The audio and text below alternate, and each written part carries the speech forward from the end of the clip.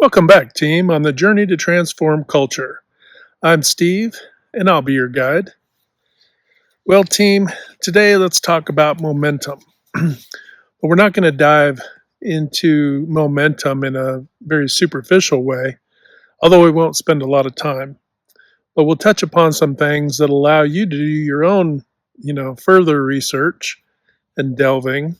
Because really, if you're not doing your own research in life, um, then you're not probably finding success.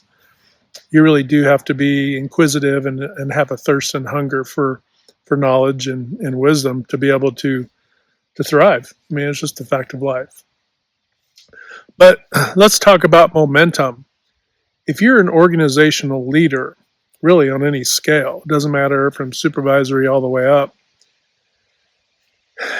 you would like to hope, right? You would like to create momentum on your team, a momentum that obviously helps being productive and being collaborative and innovative, and that's what you want.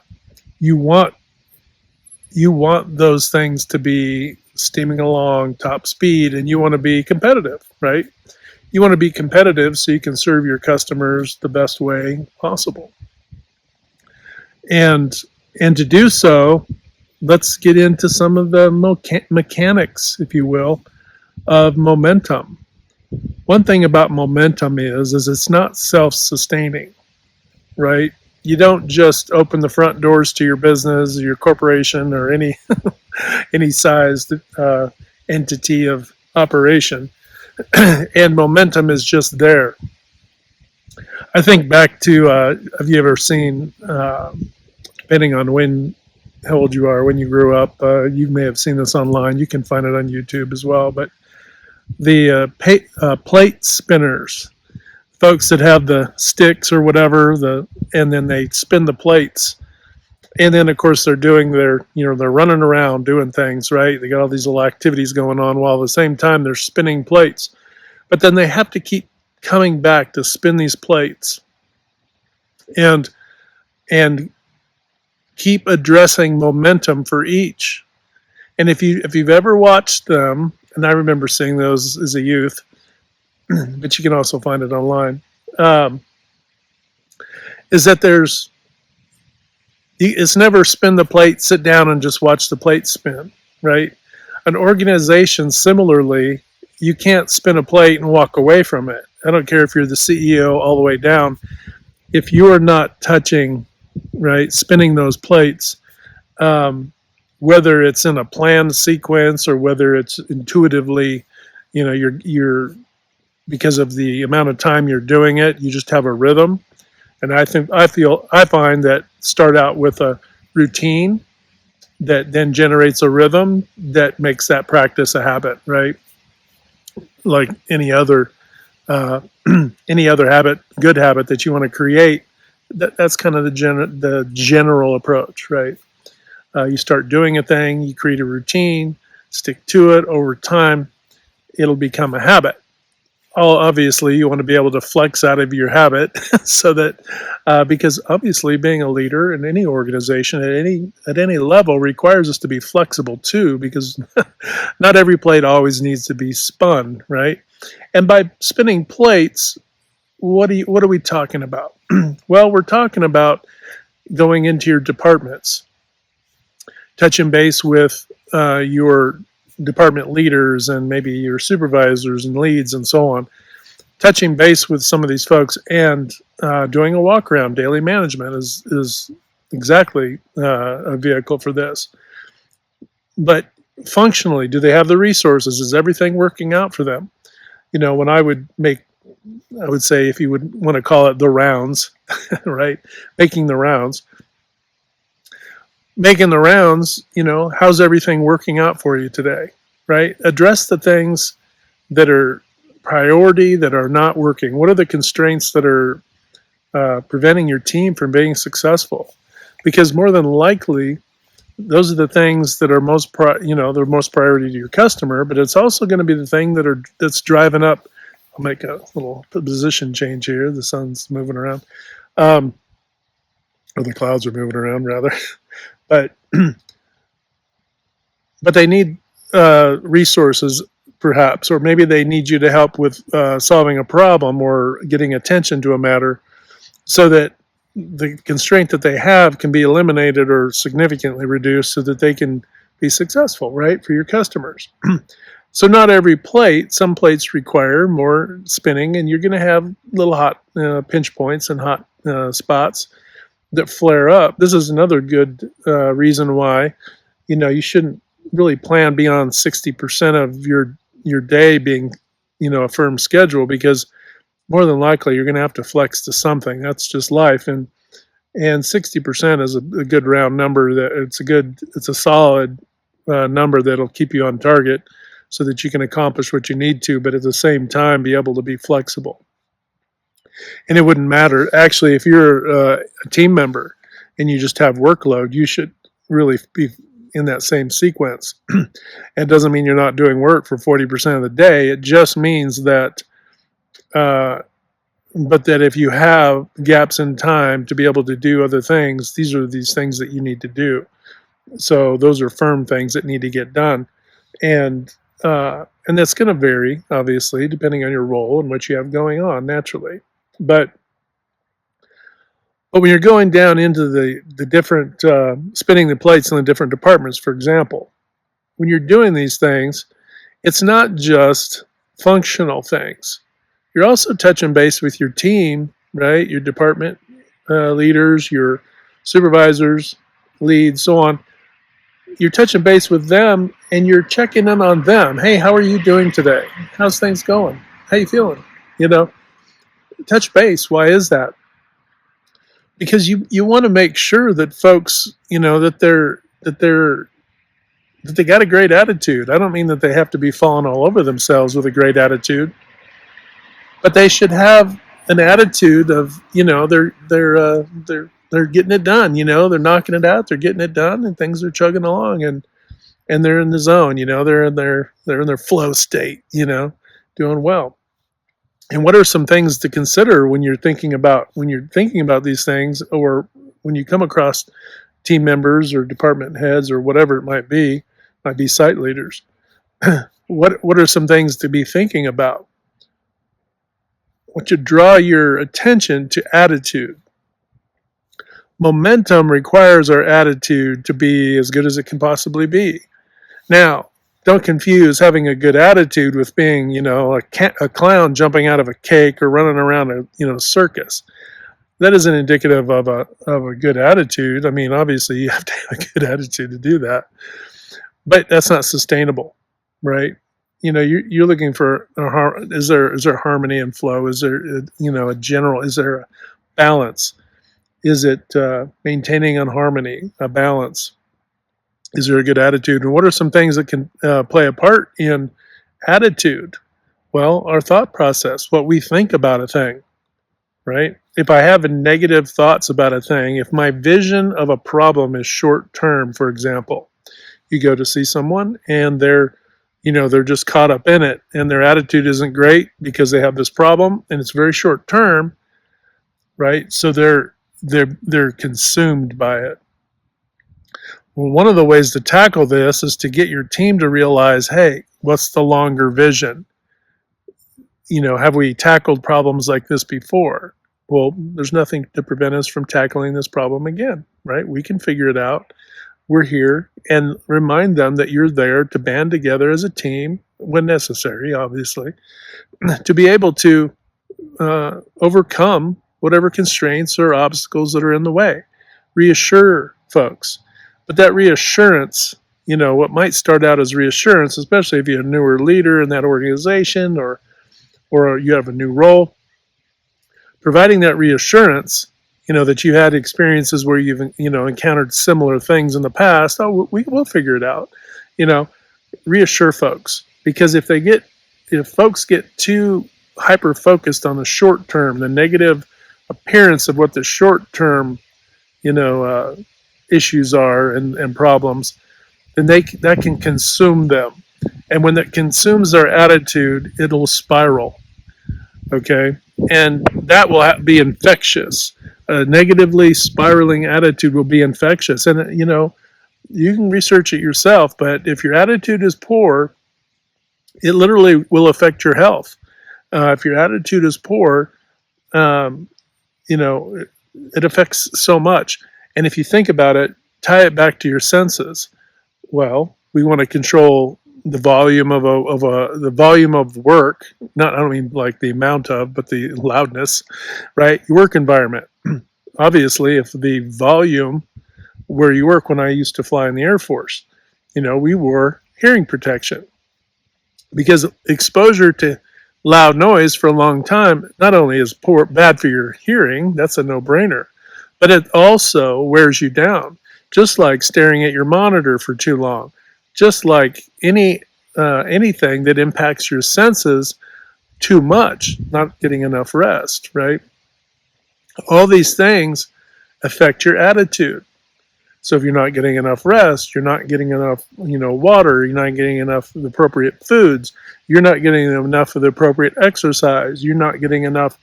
If your life is out of balance, then it will affect your attitude, and that your attitude will then affect your ability to maintain and sustain momentum, because what you'll be diving into a hole every time you encounter something that's solvable but frustrating. And this isn't to say you're not going to be frustrated. What it is to say is that, hey, you've encountered frustrating things in the past and you've been able to figure it out. If you've done it once, you can do it twice. If you've done it twice, you can do it 3 times. If you've done it 50 times, you can do it 50 more. You see how that goes. This is another reason why people who are leaders, senior leaders in organizations, need to mentor the newer leaders and the newer leads, supervisors, and functional leaders in an organization. Because if they swallow problems and they get all stressed and they don't reach out, or they feel like they can't because they don't want to seem incompetent or lacking in knowledge, skills, or ability, you need to open that door and say, look, and this is another reason why you make the rounds. And sometimes the rounds are a phone call, right? Because we're not all connected geographically. A lot of us are spread out. So, and conditions are different wherever you're working. So you need to open that door. This is another, I had an open door policy for the longest time. And trust me, there's a lot going on there when you have an open door. You talk about spinning a plate. The plates will find you when you do that. Now, granted, people having to take themselves out of the flow of work to find you. And it isn't saying an open door. Open door can just be a phone call, right?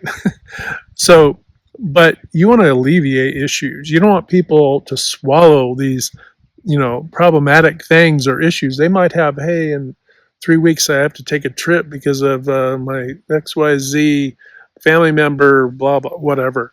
And, well, hey, I appreciate this. Yeah, we can figure it out. I'm glad you said something now versus like 3 days before. These are the kinds of things. Be proactive. Be proactive about things you see coming up. And if you have issues that are problematic, and don't delay, sending that news up to your supervisor, your manager, your site leader, GM, whatever it is, all the way up to your CEO as necessary. Don't hold back.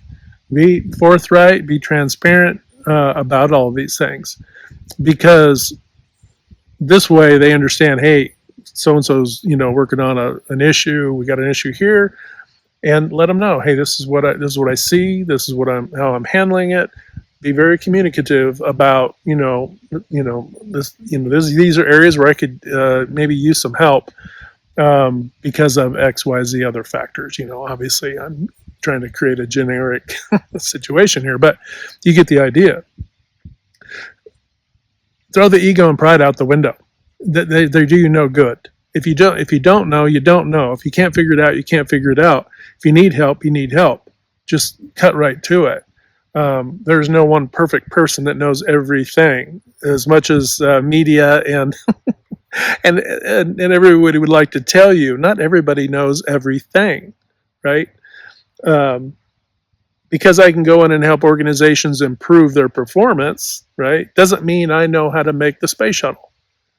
No, I might be able to jump in and help out and learn, and I'm a pretty quick study, but that doesn't mean I know how to do these things, individual things to the nth degree, right? Nth letter. And but there are some things in a value stream. A value stream is a value stream. If you think what you do is magic, it's not. Okay, I've been around a lot and seen a lot of operations. What you do isn't magic. Some of it's super cool and feels like magic and is really awesome and super impressive, but a value stream is a value stream, bottom line. And how you typically improve, build upon that value stream, there's a couple features to the value stream. Obviously, there's the functional elements of what you do, the actual tasks and processes, right? There are the resources needed to do those things. And I'm not telling you anything you probably don't know already, right? Clearly. But the element that people often are too afraid to dive into because we lack confidence is dealing with each other, human beings, and our nature and our attitudes, right? And no, you don't walk up to somebody and say, well, maybe if you had a if you had a better attitude, you don't say that, because that could, obviously that's especially if it's not somebody that you joke around with. You say that to somebody you don't know and they're going to be offended by it, right? So don't do that. But what it is to say is that so many different things are affecting an individual's attitude, and you can figure it out based upon conversation with them. You can establish, getting to know people, what is driving their attitude, right? It could be very obvious. We don't have the resources to do the work we need to do. Our scheduler is overbooking jobs and we can't get them out the door fast enough. Therefore, quality is suffering, right? Another carcass we can pick the bones out of all day long, right? And I've seen it. I've seen it often where organizations do this. They starve out their operation and go, hey, here's a bag of peanuts. I need you to cross the Andes. Yeah, right? Starving out your operation. Or here's a vehicle with 3 wheels on it. I need you to win this Indy race coming up. Right? By not maintaining or supplying or fixing or updating equipment and other resources. So be practical and pragmatic. If you're a leader of an organization, burn into these problems, burn into these obvious ones, right? Let's get the obvious stuff off the shelf, because the delicate ones are the attitude not only of ourselves, but of the members of our teams, and what's affecting those things. What affects their attitude? The physiological elements. And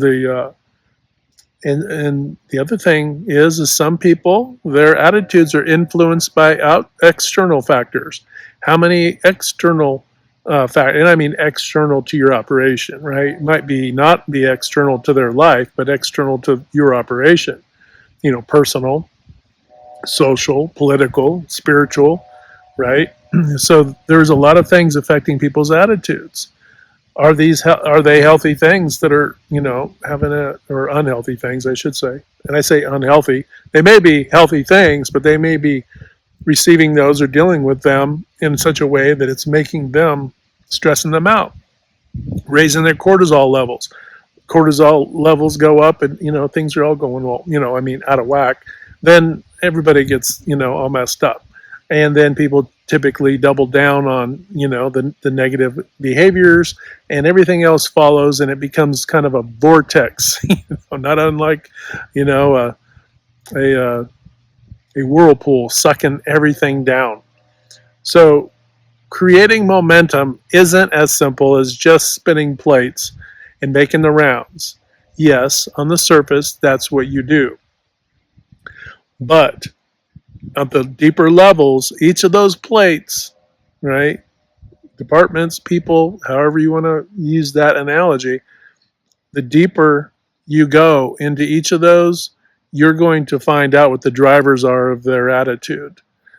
And does their attitude, is it affected short term in negative ways? And can it be affected by the long term, because of past success, to be able to successfully deal with issues, to build their confidence? And when you build their confidence, then they're more likely to have a better attitude. If you have a lack of confidence, or competence, right? And I say that with empathy. We can have a lack of competence, right, in an area, but lack of competence shouldn't affect our attitude. So it's good to reassure folks that if you don't have competence in an area, it just means we need to build upon it. We need to develop, your knowledge, skills, and abilities. It doesn't mean we need to have a bad attitude about it.